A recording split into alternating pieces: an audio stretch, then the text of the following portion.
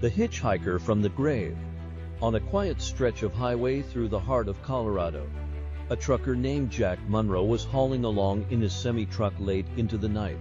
He was nearing the small town of Clearwater, with a local clock tower close to chiming midnight. Suddenly, in the glow of his headlights, Jack noticed a figure emerging on the road as if pulled from the very earth itself. Just a few yards from his front bumper, slamming on the brakes, the semi lurched to a stop, but not before it shrouded the figure in a cloud of dust. Jack's heart pounded at the chilling thought. I've just hit someone.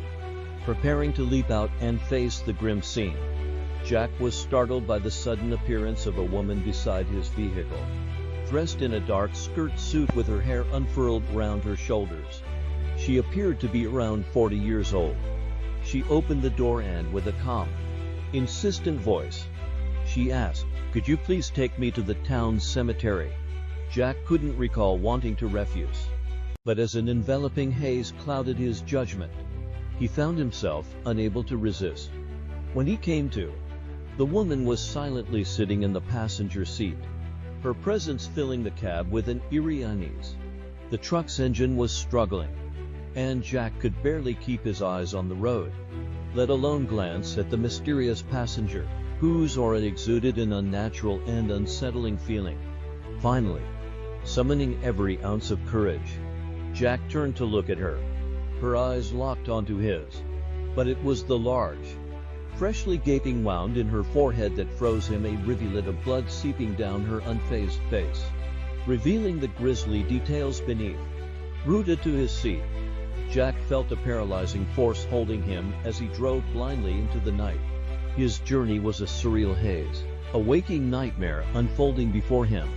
Abruptly, the semi came to an involuntary halt. Without a word, the woman opened the door, uttered, "Help me," with a dire tone, and stepped onto the misty road.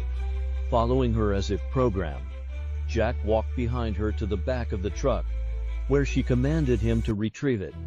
Inside, as if by some mystic force, lay a coffin that had never been there before.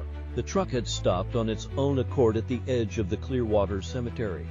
The woman with the gashed forehead, alongside Jack carrying the ominous coffin, approached the newly dug grave. Without a word, she lay down in the coffin, and Jack, acting out of some compelled state, pushed it into the open grave.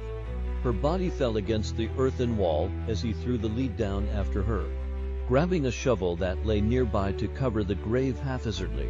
It wasn't until the task was finished that Jack's consciousness fully returned. Panic struck. He screamed, fleeing the graveyard to the refuge of his truck. Jack wouldn't keep silent about the harrowing ordeal. The tale spread through the surrounding regions of Colorado, prompting a group driven by morbid curiosity, led by Jack himself.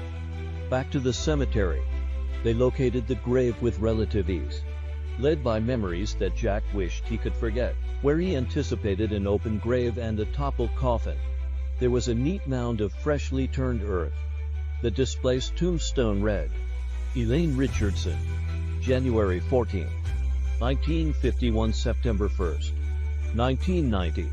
And there, upon the stone, lay the picture of a beautifully chestnut-haired woman. Jack immediately recognized her as the hitchhiker who had drawn him into this ghastly affair.